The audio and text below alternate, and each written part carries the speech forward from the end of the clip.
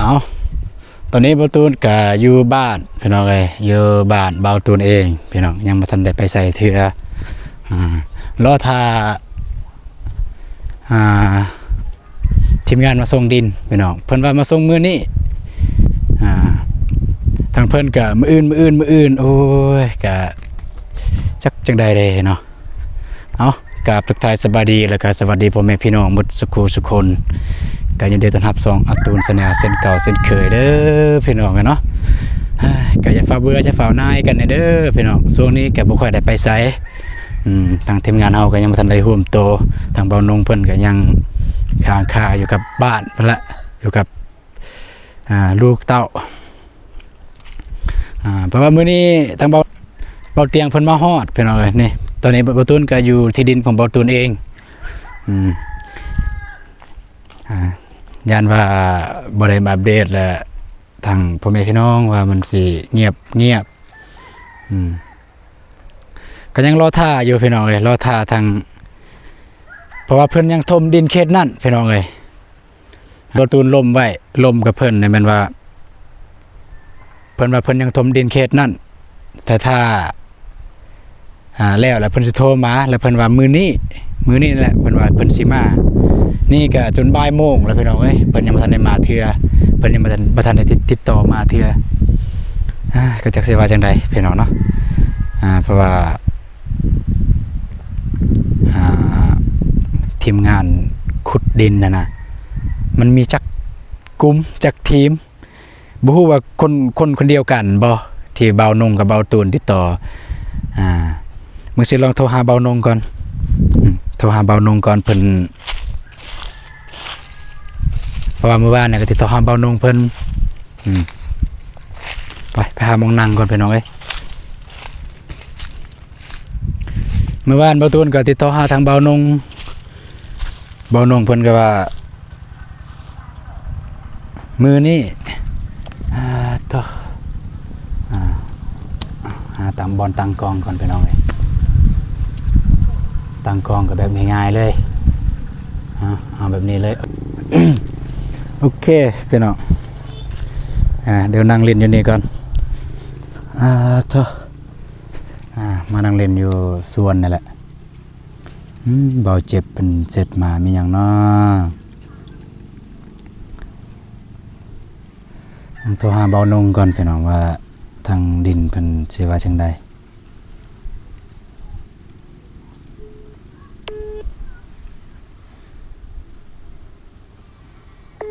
ติดอยู่ฮัลโหลสบายดีฮัลโหลสบายดีโอ้เสียงลูกใครด้วย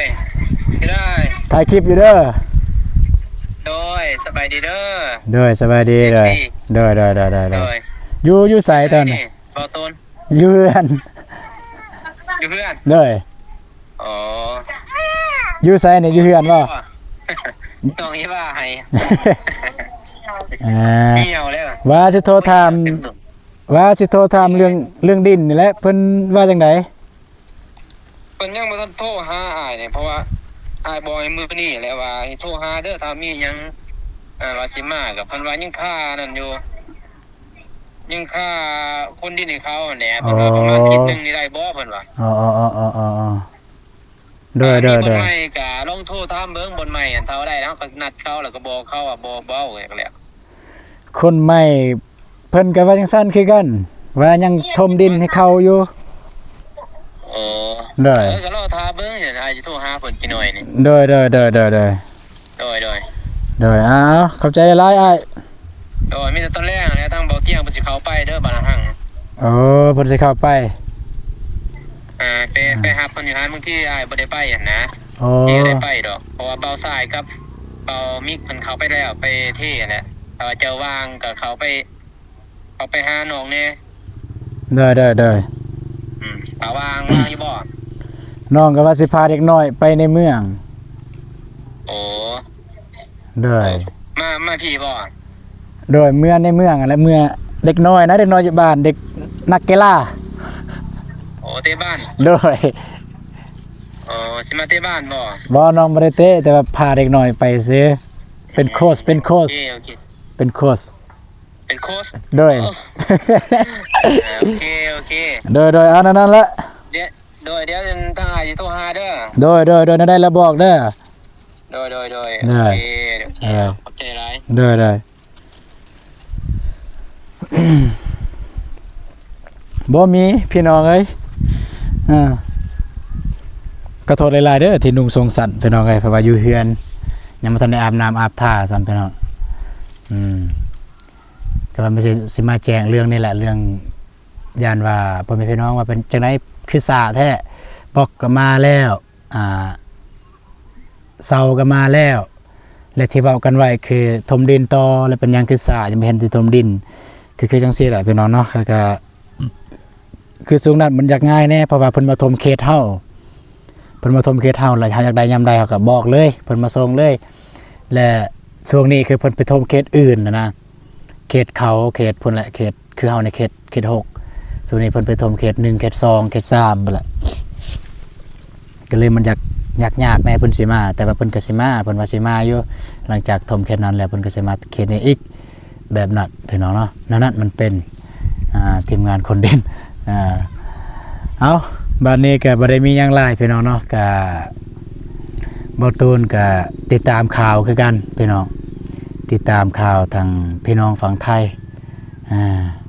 ทางเพิ่นก็เอิ้นว่าสิว่าง่ายๆก็มีการสู้รบกันพี่น้องอยู่ในระหว่างชายแดนในระหว่างชายแดนของ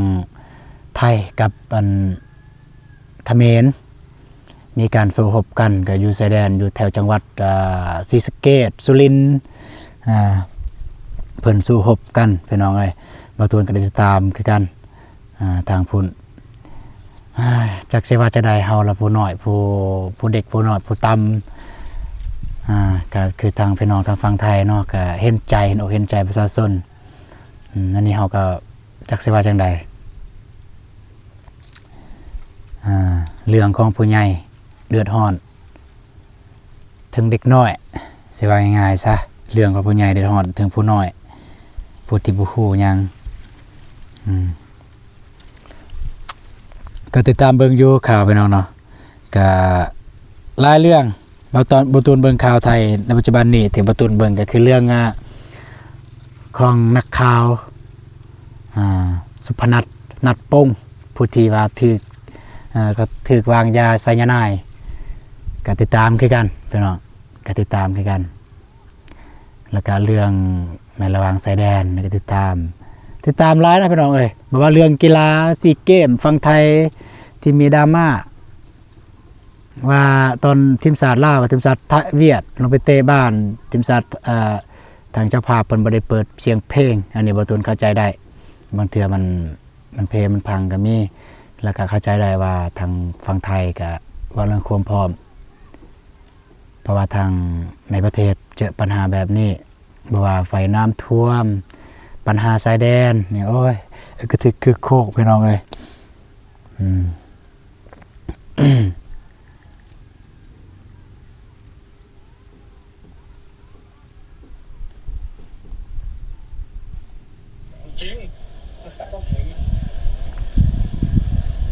นี่เปิดออกมาพอแต่เปิดออกมาเนี่ยเห็นเลยแบบข่าวนี้เลยพี่น้องนี่บ่ตูนติดตามกันนี่ๆกำลังยิงกันอยู่นี่ๆ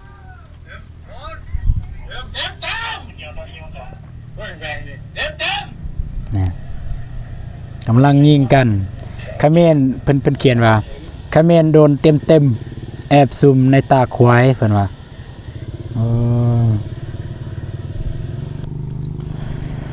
ก็จักสิว่าจะได้ล่ะพี่น้องเนาะก็ มีแต่ให้กำลังใจนี่แหละพี่น้องเอ้ยให้กำลังใจทางชายแดนทางจังหวัดทางฝั่งไทยทางพี่น้องฝั่งไทยที่ติดชายแดนมีแต่ให้กำลังใจแล้วก็ใส่แบบอย่างมีสติอย่างระมัดระวังถ้าเป็นไปได้ก็อพยพไปเลยเพราะว่าพื้นที่มันเป็นที่เสี่ยงมันเสี่ยงหลายปล่อยไปเกินว่าปล่อยไปตามหน้าที่ของเจ้าหน้าที่ทหารตำรวจปล่อยไปตามนั้นเฮาประชาชนธรรมดาสิไปสู่อีหยังมันก็บ่ได้ ปล่อยไปตามของทหารตำรวจเพิ่นมีวิธีจัดการของเพิ่นมีอาวุธติดมือว่าซั่นซะเฮาประชาชนธรรมดาเนี่ยจักสิไปสู้หยังเขาได้เอา อยู่กกล้วยพี่น้องเอ้ยมันฮ้อนแดดเบิ่งสิเบิ่งข่าวนี่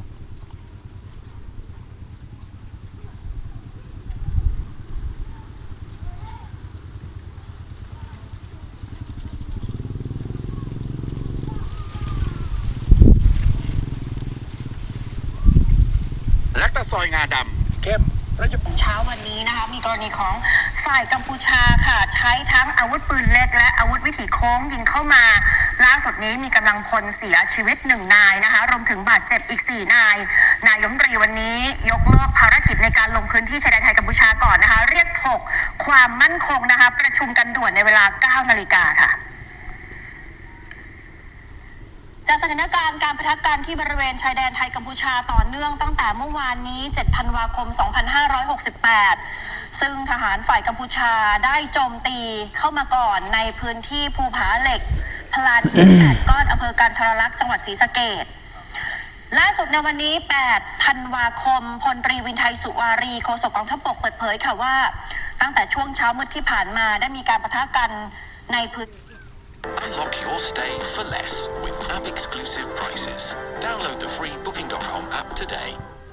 มาเกาะติดสถานการณ์ชายแดนไทยกัมพูชากันนะคะซึ่งตลอดทั้งวันเนี่ยยังคงมีการปะทะกันอย่างต่อเนื่องจุดหลักๆค่ะก็คือในพื้นที่ปราสาทตาบนทมแล้วก็ปราสาทตาควายแต่ว่าจุดที่ดุเดือดเนี่ยนะคะหนีไม่พ้นก็คือพื้นที่ปราสาทตาควายจังหวัดสุรินทร์แน่นอนกับว่าทหารของเราพร้อมปกป้องอธิปไตยซึ่งทางกัมพูชาเนี่ยเปิดฉากยิงไทยมาตั้งแต่ช่วงเช้ามืดตี 5ใช้ปืนเล็กปืนใหญ่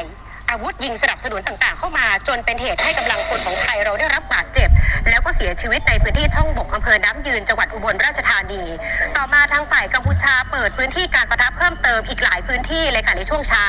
ทางช่องอันม้าห้วยตามาเรียปราสาทคณาปราสาทตาเมือนและปราสาทตาควายจังหวัดสุรินทร์หนักสุดกองทัพจับเต็มทั้งปืนใหญ่โดรนทำลายเส้นทางลำเลียงอาวุธยุทโธปกรณ์กระเช้าส่งของที่เราเน้นที่มั่นทางทหารตามกฎการปะทะ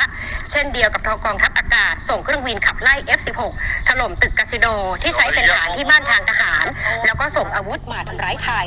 ไทยเราก็ไม่ยอมค่ะส่องแล้วเห็นโดรนกัมพูชาก็คือที่บาตูนติดตามข่าวนะคือในปัจจุบันนี้ ทางชายแดนของไทยเนี่ยมันชายแดนระหว่างไทยกัมพูชาแล้วก็ระหว่างไทยกับเมียนมาว่าอยู่เมียนมาเนี่ยมันไทยได้รับลูกลงเคินว่าลูกลงพี่น้องเลยตามที่บาตูนได้เบิ่งข่าวไทยได้รับลูกลงก็คือมันมีระหว่างทหารกะเหรี่ยงกับทหารพม่าโจมตีกันแล้วก็ไทยได้รับลูกลงแล้วไทยได้รับบาดเจ็บแน่อยู่ในหันจะได้ก็ขอแสดงความเสียใจมายังพี่น้องชาวไทยแล้วก็ที่หนักๆสุดๆก็คือกับกัมพูชานี่แหละบาตูนก็คิดว่ามันจบมันสิ้นแล้วพี่น้องเลยเพราะคิดว่ามันเคลียร์แล้วเพราะว่าทางไทยเพิ่นก็เปลี่ยนเป็นนายกคนใหม่แล้วจากนายกอุ้งอิงมาเป็นนายกอนุทินคิดว่าอนุทินได้แก้ปัญหาตัวนี้ไว้แล้วนะคิดว่าแต่ว่าก็ยังบ่ได้เทื่อก็ว่าเรื่องชายแดนเนี่ยมันเป็นเรื่องที่ใหญ่พี่น้องเอ้ยคันว่าเราเว้าเรื่องล้ำเส้นต่อให้ล้ำเส้นซ้ำนี่ไผๆก็บ่อยากให้ล้ำเส้นในเมื่อว่าเพิ่นขีดแดนแล้วว่าของเจ้าแม่นเท่านี้ของข่อยแม่นเท่านี้และแม่นระวางแม่นเท่านี้แล้วจะมาล้ำเส้นจะล้ำเส้นน้อยเดียวซ้ำนี่ก็แม่นแหละสมมุติว่าจะมาล้ำเส้นของข่อยก็บ่มักคือกันเนาะว่าเรื่องชายแดนก็จักสิว่าจังได๋พี่น้องเอ้ยบ่ตูนก็เฮาก็บ่ค่อยได้ฮู้เรื่องเกี่ยวกับอันนี้คือกันก็แต่ว่าก็ฝากแต่ว่าก็ขอส่งกำลังใจมายังพี่น้องฝั่งไทยทางสาวจังหวัดสุรินทร์จังหวัดศรีสะเกษพ่อแม่พี่น้องที่อยู่ฝั่งนั้นถ้าผู้ใดที่แบบว่าได้เบิ่งเบาตูนก็เบาตูนเป็นส่วนหนึ่งที่แบบว่าเป็นกำลังใจให้เด้อทางพี่น้องทางฝั่งไทย แล้วก็เป็นกำลังใจให้ทหารฝั่งไทยเป็นกำลังใจให้ทหารฝั่งไทยที่ต่อสู้เพื่อพ่อแม่พี่น้องประชาชนที่เป็นเกินว่าเป็นทหารแนวหน้าสายแดนตัวนี้แหละเป็นผู้ที่กำแพงเล็กเป็นกำแพงเล็กกันแหละทหารเป็นกำแพงเล็กของศาสตร์เลยถ้ากำแพงตัวนี้ถ้ากำแพงเล็กถ้ากำแพงเล็กอันนี้มันแตกที่ว่าประชาชนธรรมดาอย่างเฮานี่ก็จักเสว่าล่ะพี่น้องกันเนาะจะได้ก็ฝากส่งกำลังใจให้เด้อเนาะทางทหารแนวหน้าแล้วก็ทางพ่อแม่พี่น้องประชาชนบ่ตูนเองก็บ่ได้มีหยังหลายเว้าหยังบ่เป็นพี่น้องแต่ก็อยากส่งกำลังใจอยากส่งกำลังใจทางพี่น้องฝั่งไทย ที่อยู่ชายแดนแล้วก็หลักๆในมันทหารเจ้าหน้าที่ที่เป็นเสาหัวของบ้านทหารเนี่ยบ่ตูนยอมรับเลยทหารเนี่ยเพิ่นเสียสละอีหลีได้ทหารเนี่ยยอมทิมลูกทิมเมียทิมพี่น้องโดยเฉพาะทหารชายแดนเพิ่นบ่ได้อยู่กับบ้านพี่น้องเอ้ยเพิ่นจะไปอยู่ชายแดนพุ่นล่ะโอ้ยเนาะจะได้ก็ขอส่งกำลังใจไปถึงทหารตำรวจแล้วก็พ่อแม่พี่น้องในฝั่งไทยที่เจอปัญหาอยู่ตอนนี้ก็ขอให้พ้นผ่านไปด้วยดีเด้อเนาะก็ขอให้ยุติสงครามสำหรับบ่ตูนเนี่ยคันถามว่าบ่ตูนสนับสนุนบ่ตูนบ่สนับสนุนคุมมุนแหงก็ขออยากให้ยุติเจรจาด้วยคำว่าบ่ต้องเจรจาด้วยอาวุธด้วยเกินว่าพละกำลังเจรจาด้วยคำว่าด้วยมันสมองเฮ็ดอะไรก็ได้ให้บ่ให้มีคนบาดเจ็บบ่ให้มีคนล้มตายย้อนสงครามก็ยังว่าแหละคำว่าสงครามมันก็ต้องมีคนบาดเจ็บแต่ว่าก็บ่อยากให้เกิดพี่น้องแต่ในเมื่อมันเกิดแล้วก็อยากให้พ่อแม่พี่น้องที่อยู่ติดชายแดนก็จงมีระมัดระวังในการใช้ชีวิตเป็นไปได้ก็อพยพเลยแล้วก็บ่ตูน มีพี่น้องทางฝั่งไทยเพิ่นเสร็จมาเพิ่นว่าโอ้บ่ตูนเอ้ยตอนนี้นี่กำลังนี่เพิ่นเสร็จมาบ่ตูนเอ้ยตอนนี้นี่กำลังอพยพอยู่เพิ่นว่านี่ฟังได้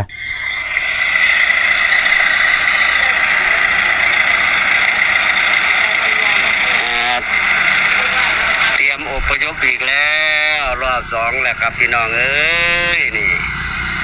ผู้ใหญ่บ้านไหนอพยพมาก็ต้องปฏิบัติตามหน่วยงานราชการอพยพเตรียมของเยอะแยะเลยของรอบนี้เคยไปอยู่โดนนี่ดอกรอบนี้ครับยิ่งกันไหนนักเลยเบิ่งส่งพี่น้องแต่อยู่หม่องปลอดภัยเอาของขึ้นรถ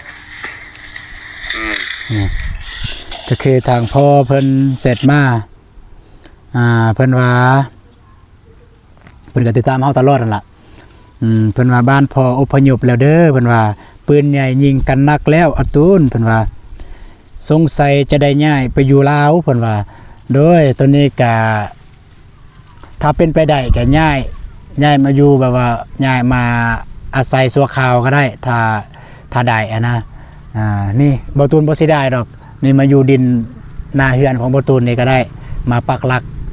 อันนี้ว่าคุ้มจริงพี่น้องฝั่งไทยถ้าผู้ใดคิดว่าแบบว่าอยู่มองหันมันบ่ปลอดภัยแล้วในช่วงระยะเวลาที่เพิ่นเฮ็ดสงครามนี่ก็เชิญมาปักหลักอยู่นี่ได้มาปลูกกระตูบ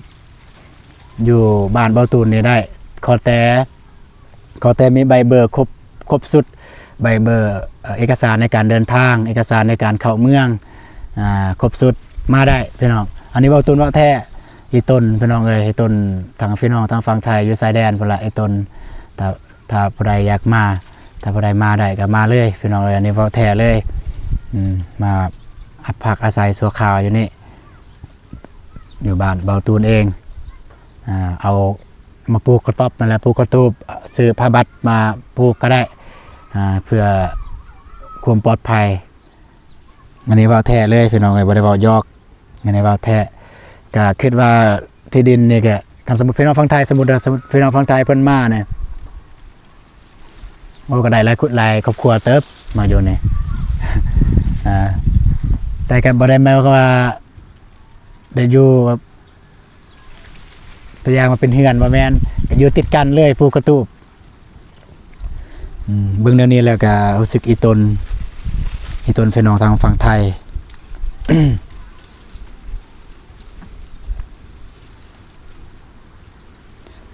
โดยพอโดย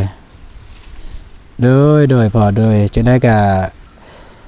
ระมัดระวังใช้ชีวิตอย่างมีสติเด้อพอเด้อเป็นไปได้ก็ประยบไปไกลๆเลยหรืออยากจะมาลาวอย่างที่พอเว้าก็มาได้เนี่ยเพิ่นเสร็จมาหลายคนเพิ่นเสร็จมาพี่น้องเอ้ยเสร็จมาหาเบาตูนหลายคนเพิ่นเสร็จมาเพิ่นว่าเบาตูนเอ้ยเพิ่นว่าตอนนี้เนี่ยฝั่งไทยเนี่ยเจอปัญหา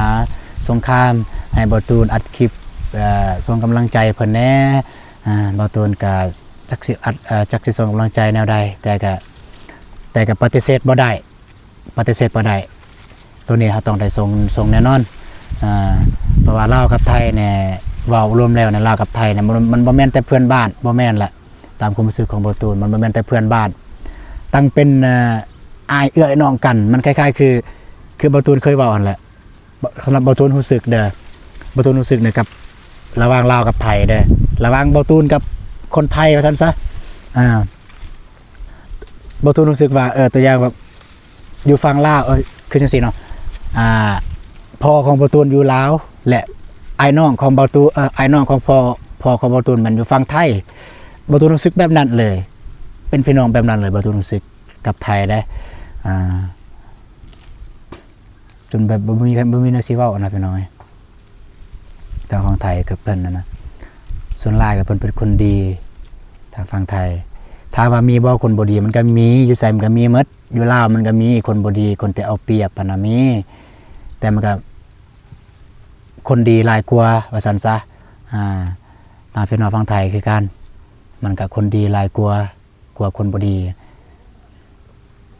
จังได๋สุดท้ายนี้ก็จังได๋ก็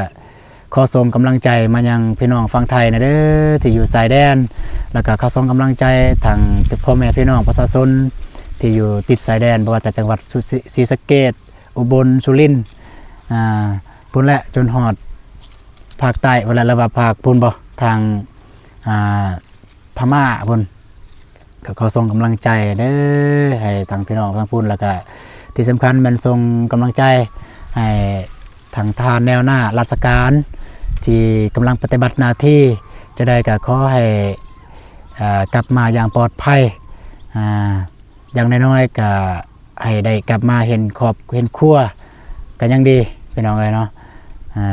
ถ้าเป็นไปได้ก็บ่อยากให้ปะทะบ่อยากให้ใส่คูมันแห้งอยากให้หยุดสงครามอยากให้ตัดสินแล้วก็เจรจาด้วยคำเว้าด้วยคำว้าถ้าเป็นไปได้แต่ถ้าตามที่เบาตูนเบิ่งข่าวเนี่ยมันทางฝั่งนั้นยั่วยวนอันนี้บ่ความจริงเบาตูนเบิ่งข่าวยังที่ถ้าพ่อแม่พี่น้องได้เบิ่งฟูอินเซอร์ทางฝั่งนั้นในฟูอินเซอร์นะสื่อจังได๋เนาะบอยคาเมนนะเรามักยั่วยวนเรามักยั่วยวนทางฝั่งไทยยั่วยวนแบบเหยียดเลยนะแบบว่าประมาณว่าคอยมันจะเป็นต้องไปเฮ็ดเวียกอยู่ไทยแต่คอยก็มีงานอยู่คาเมนประมาณคอยจะเป็นต้องเพิ่งไทยเพิ่นก็แบบแต่ว่าเบิ่งตามความเป็นจริงนี่เบิ่งแต่ความเป็นจริงนี่ลาวกับคาเมนนี่แรงงานเนี่ยมันหลายที่สุดเลยเด้ที่ไปเฮ็ดเวียกอยู่ไทยเพิ่นยังจะเว้าแบบนั้นขนาดว่าบ่มักไทยแต่เว้าภาษาไทยได้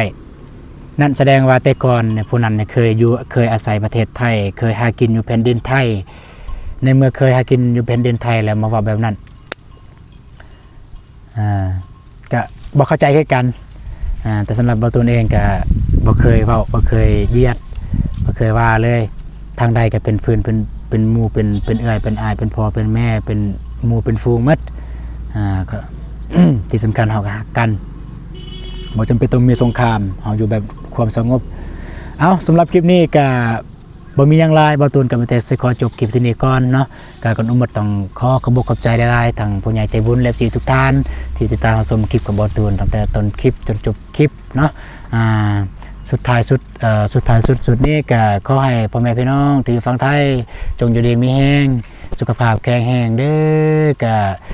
ที่เจอปัญหาอยู่ตอนนี้ก็ขอให้ผ่านพ้นโดยดีก็ขอให้ผ่านพ้นโดยไวๆทางเจ้าหน้าที่ทหารตำรวจก็ปฏิบัติหน้าที่ก็ขอให้ปฏิบัติอย่าง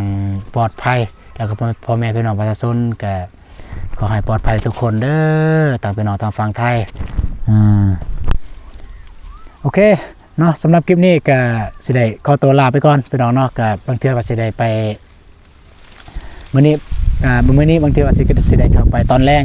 ไปบ้านน้องบองบ่ไปหาน้องกระเดยเพราะว่าบ่ตูนว่าสิพาเด็กน้อยไปเตะบ้านหรือว่าเล่นฟุตบอลในเมืองบ่ตูนสิบ่ส่งแล้วนะแต่ว่าก็ไอ้ต้นเด็กน้อยเพิ่นอาศัยเฮาเพิ่นว่าเฮาเป็นผู้ใหญ่แบบว่าอยากให้เฮาพาไปเพิ่นสิไปเองเพิ่นบ่เป็นเพิ่นว่าเด็กน้อยอันนั้นเด็กน้อยในบ้านโอเคพอๆกันใหม่สำหรับคลิปนี้บ่ตูนก็กล่าวคำว่าสบายดีเด้อพ่อแม่พี่น้องเอ้ยเจอกันในคลิปต่อไปพี่น้องสำหรับคลิปนี้ก็ขอตัวลาไปก่อนไปพี่น้องเอ้ย